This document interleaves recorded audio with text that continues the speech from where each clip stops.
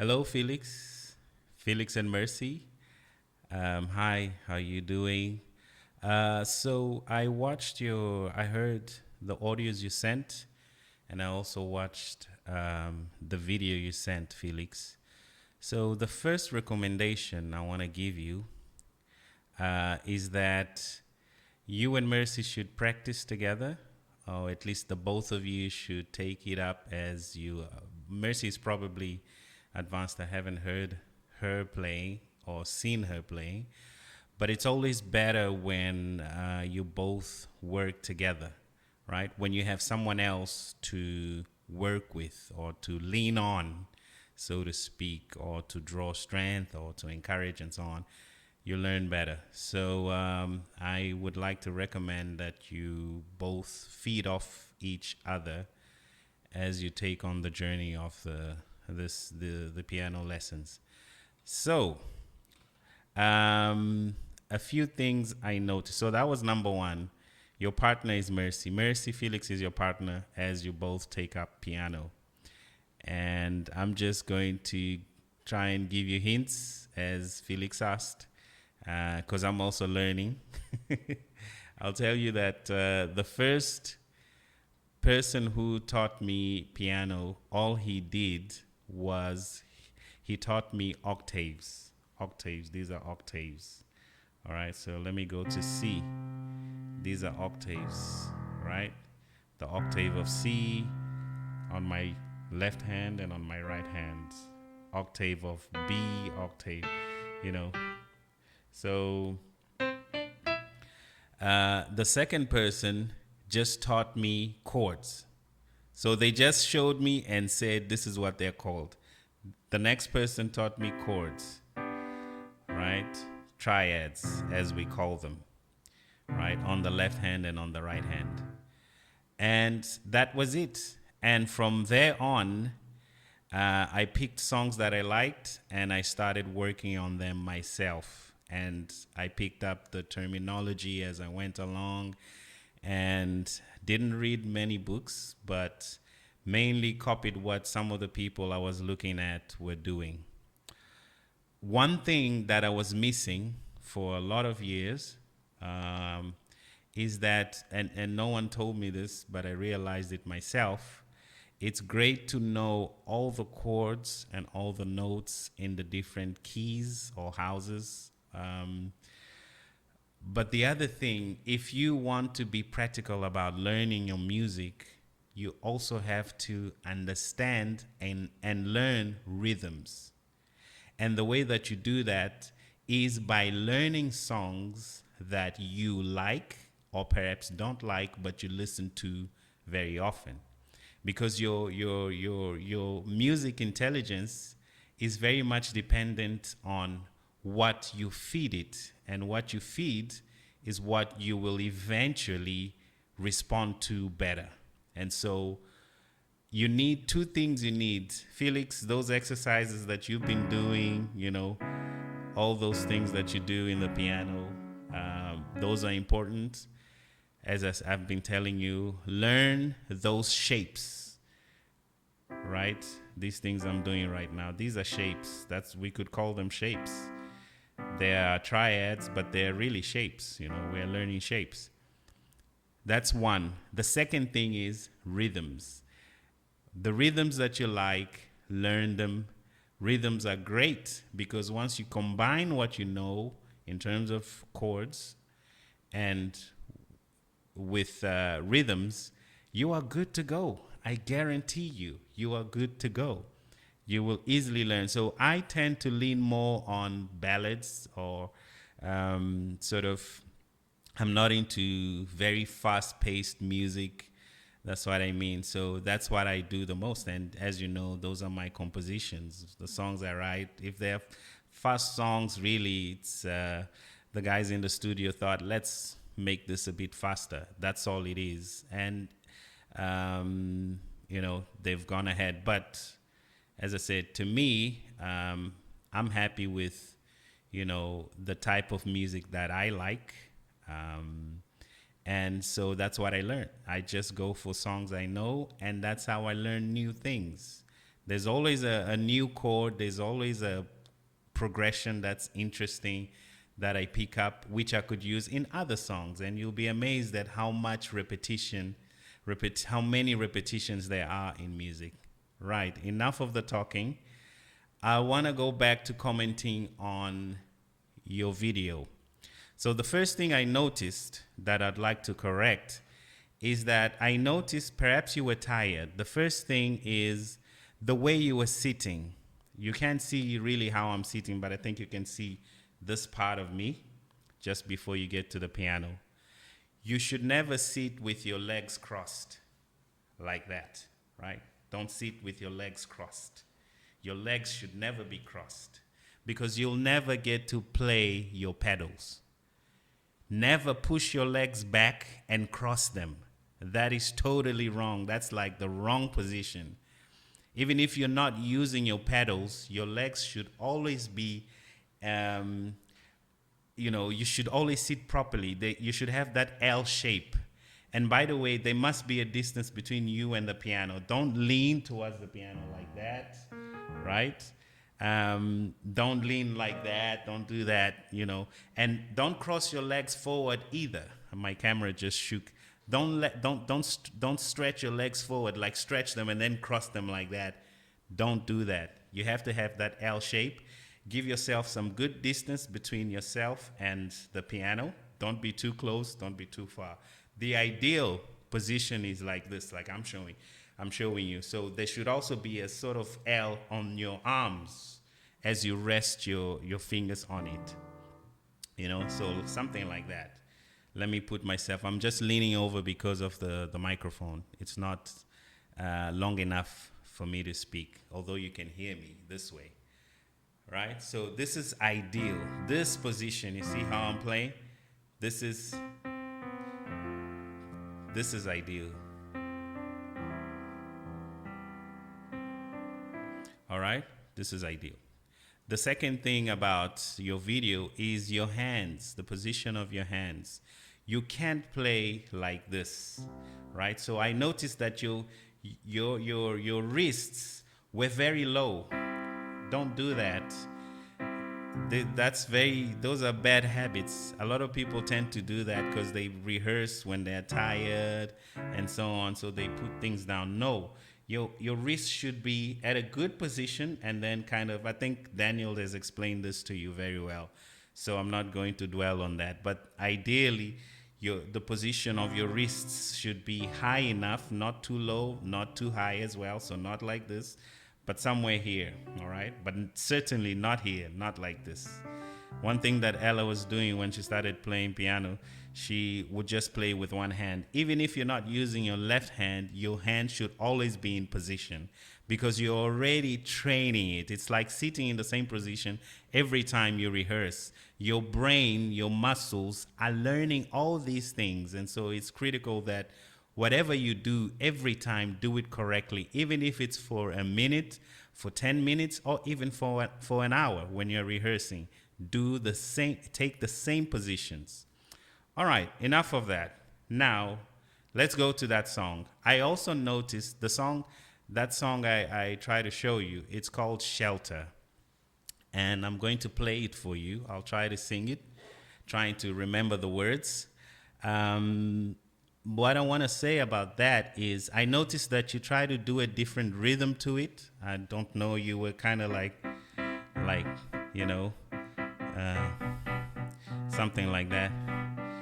And it sounded good, but that was not the song because you changed the rhythm. You see, the music is not just the chords and the chord progression. The music is combined with the rhythm. So if you change the rhythm, yes, it's the same song, but it's your rendition, right? So it can change the song completely. This is why musicians barely play different versions of their popular songs because it tends to be another song. All right, so let me show you again that song. I think there's good lighting, and I want you to see what I'm doing, right? So this is the song.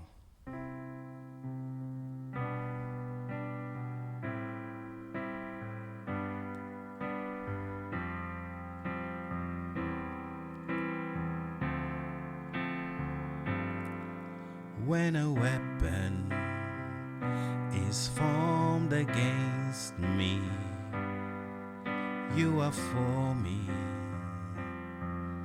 I'm the apple of your eye. When storms have risen high, I can depend on you alone, Most High. You are my shelter in times of storms, in times of storms. You are my shepherd, and I'm reformed. I'm reformed. That's the wrong note. I'm reformed. I surrender and I render praise into your courts with thanksgiving in my heart. Your word is every building block upon my life, upon my life. I'm set upon the rock. You are my shelter in times of storms, in times of storms. You are my shepherd, and I'm reformed. I'm reformed. The power of your holy name, no storm can stand. Every tongue with accusations I do refute. The power of your holy name, no storm can stand. Every tongue with accusations I do refute. You are my shelter. Sorry, changed key. As I said to Winnie the other day, I'm not Stevie Wonder. I'm not John Legend, so I don't rehearse my voice, so you'll forgive me. So what I was trying to show you there is exactly that. It's got to be a combination of the chords and the rhythm. And I was trying to play it, without doing all those.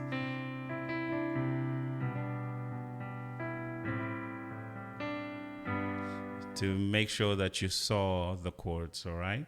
So sometimes I played my right hand notes all here, still descending, but other times I play them here because you can choose wherever you want to play on the piano. The notes are the same, but it's about, let me use the word accentuation. It's about how you are singing. It's where the emphasis is. It's where you're emphasizing the notes, right? So in every chord, excuse me, when you sing, there's one note in that chord that is 100% what you are singing, and that's why they are inversions. Because if for instance in the root chord of C, if what's accentuated is G and my voice is down here, not up here, the best thing to do is to do that, right? But it's still the same chord, it's just inverted. So when I was doing the verse, I was doing things here more on the low side because the song goes higher. This is what I was doing. You, when a weapon is formed against me, you are for me. I'm the apple of your eye. When storms, you see? And then when it got to the chorus, I played here because the chorus I'm singing a bit higher, but still the same notes. You are my shepherd in times of. I could have gone here. Oh, storms. In times of storms, you are my shepherd, and I'm reformed. I'm reformed. All right. That's it. Again, just trying to show you.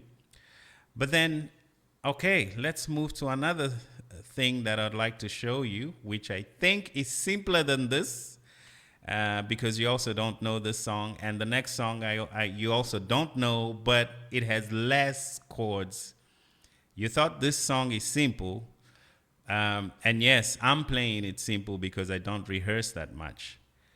But this other song is also another composition from me, from Inspired, which is in one of the albums. But the chord progression is very simple. It's just 3 notes, and then in the chorus you add 2 more notes. That's much better than these, so just 3 notes, and those notes are D, the key of D, and I'm going to do it in a jazzy way. The first note is D, the next note is E, and the next note is A. These are the root chords of these notes that I've just called out. D, E, A. It's that simple. Now, I am going to play these notes in different inversions, and I'll play them in jazz notes, as jazz notes, which are 7s or 7ths, 6ths. Yeah, that's just about it, right? But it's still these 3 notes. And then in the chorus, like I said, I'm going to add G and then an A. And if you want to memorize the chords, it's D-E-A, like the D-A, D-E-A. There's an American department that has that same acronym. D-E-A and then G-A. You can also use that, a reference would be maybe Georgia, Atlanta, G-A, if you want to remember, So anyway, right.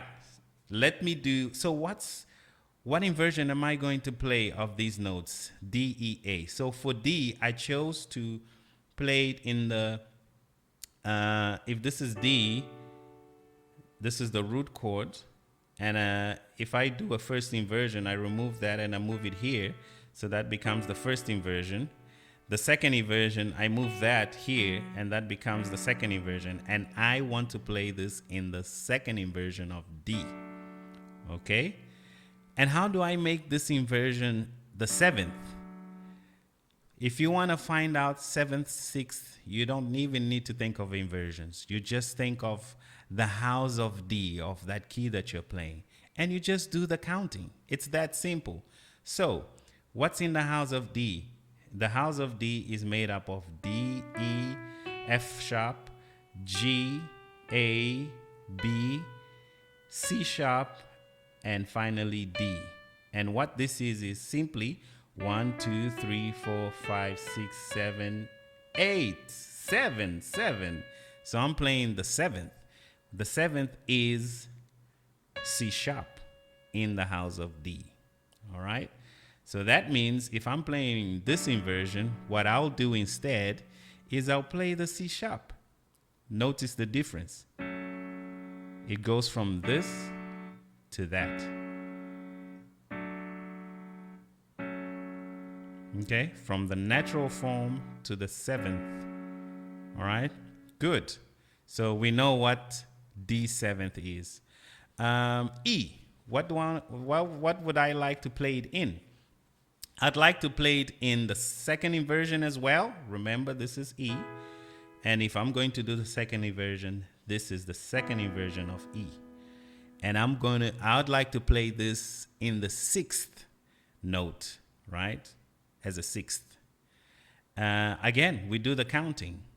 Do, re, mi, fa, sol in E, in the house of E. So 1, 2, 3, 4, 5, 6, right? Wait a minute. 1, 2, 3, 4, 5, 6, 7, 8. 7, 8. So this is the sixth in the house of E. It's also C sharp. It also happens to be C sharp. Okay, so if I do that inversion, second inversion of E, and I'm going to play this, but I don't like the sound of it. So what I'm going to do is, instead of playing like I did the E, the sixth, I'm going to play an open chord. What an open chord is simply, it's also a broken chord. It's also known as a broken chord or an open chord, which, let me go to a basic note, which is C, for instance. This is the root of chords of C, right? And if I want to play an open chord or a broken chord, I can remove that, not play the middle note in a triad. Instead, play the middle note on the bass, which is E, right? See? Do you see how different it sounds? And yet the technique is so simple. You understand? The technique is so simple. But I'm playing a broken chord. So this is naturally how I would play it. For instance, C. That's how it sounds. Now, if I play it as a broken chord or an open chord, this is what it sounds. There's a difference there. I don't know if you notice it. I'm going to do the same thing. For that note of E, the second inversion, instead of playing that sixth here, I'm going to play it here. See? From that to this. And let's go to A. I'm going to play the triad of A. And for this one, I would like to play it in the first inversion. So not the second inversion.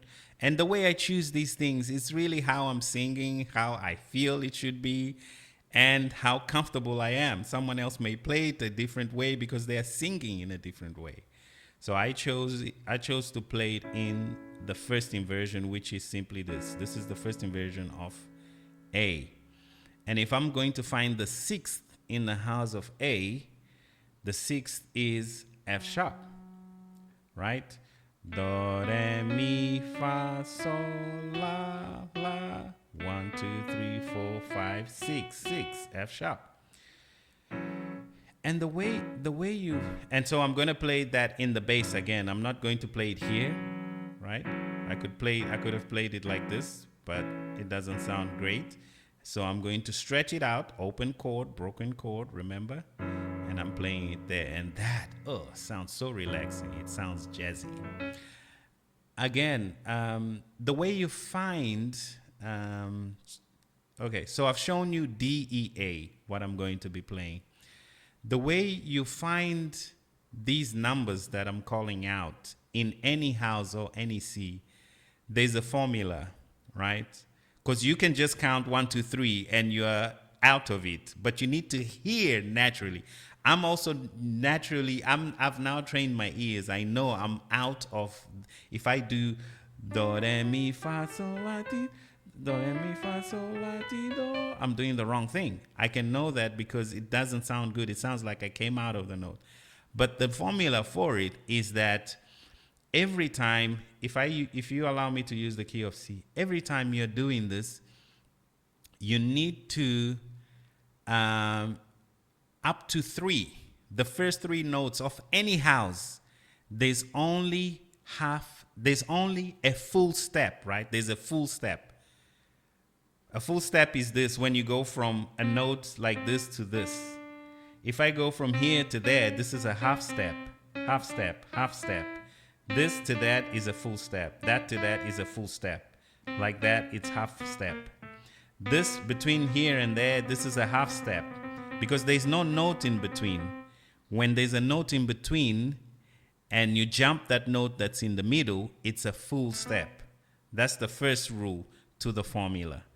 And then the next thing you gotta know is to find out the keys, because some people use sheets to try and memorize the notes, but no, you don't need all of that. All you need is that formula in your head, which is very simple. Like I said, first understand full steps and half steps, which is what I've just explained.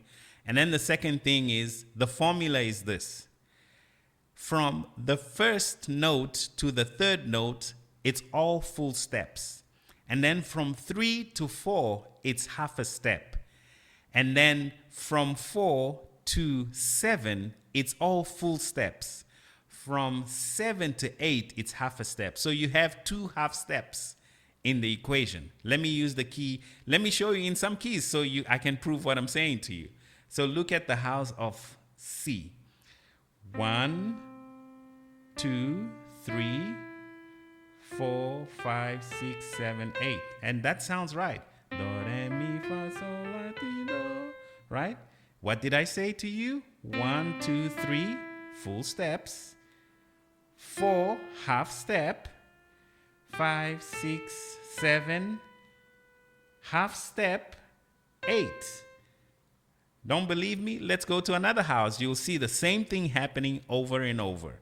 Let's go to the house of G. 1, 2, 3, full steps. 4, half step. 5, 6, 7. It couldn't be this because this is half a step and I'm supposed to take a full step, so I have to jump. 1, 2, 3, 4, 5, 6, 7, 8. Half step, right?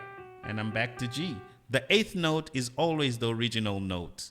The 1st and the 8th note are always the same, and that's what is called an octave. Okay, that's good. Shall I try another key before I get into that song? Let's try in the black notes, right? Any key. Let's do F sharp, which is a synthetic key, right? Let's try this trick. F sharp. What are the numbers in F sharp and what are the notes? All right, so 1, 2, 3, right? Then we go to half a step. 4, 1, 2, 3, 4, 5, 6, 7, 8. We're back to F sharp, remember? Doesn't that sound right? Do, re, mi, fa, sol, la, ti, do.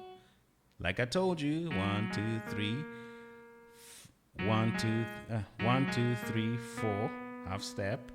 5, full step. 6, full step. 7, full step.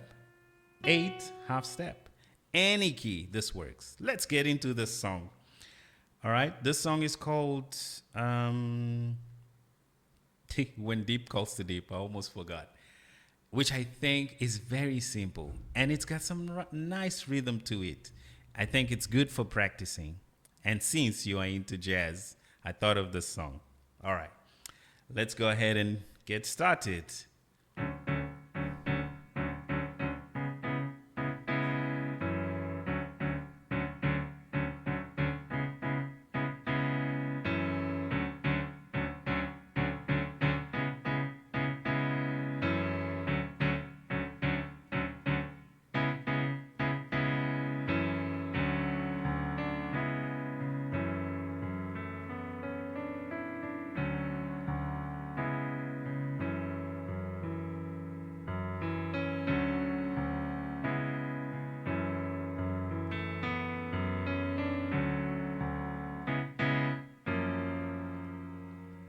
When deep calls to deep,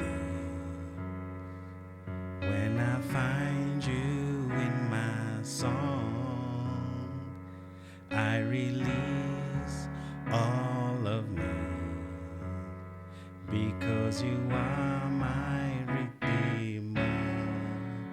Here's my cry. I missed the note for help. Here's my plea for help. Here's my cry. Here's my plea for help. I'm calling on you. Hey, I'm calling on you.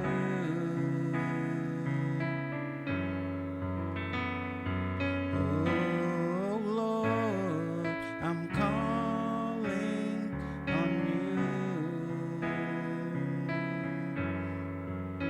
Oh God, I'm calling on you.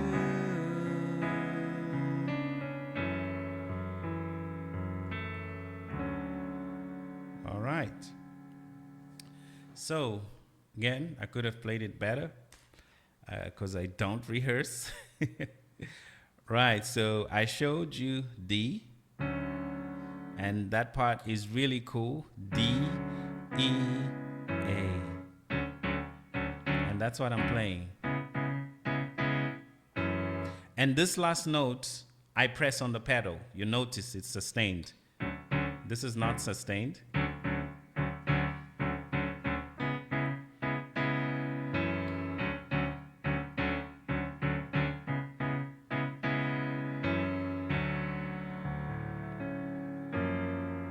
Right? I like that ending. So, yeah. And then in the G that I do, which are the added notes, I do a G6. You know the whole theory behind 6 and 7s. So G6 is that. And I also do an A7, which is that. So instead of this, that. Right?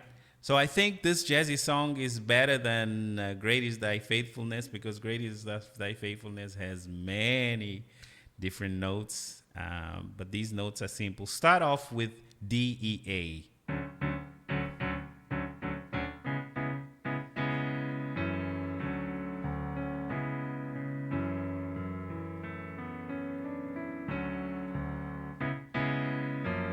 Oh, by the way, this note is, wow, what is this? This is, forgot what note this is. It's not, I didn't call this note out, but it fits well into what we are doing. This is,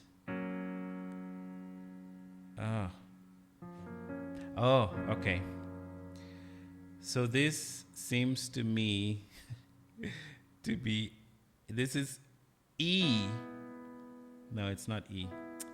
Oh man, I forgot what this note is. I'll have to tell you in the next video, because you need to think about these things.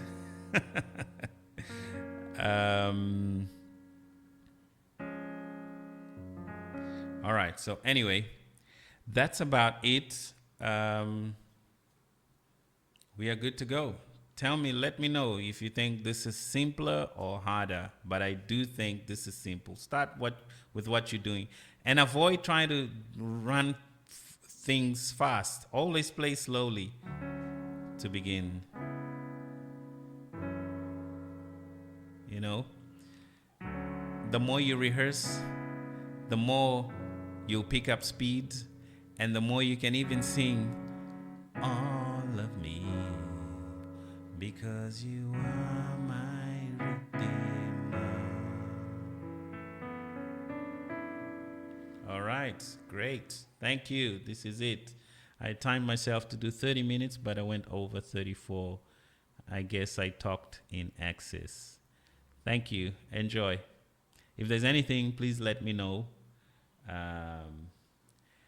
In terms of whether you didn't understand, understood, not clear, didn't like it, let me know. Thanks.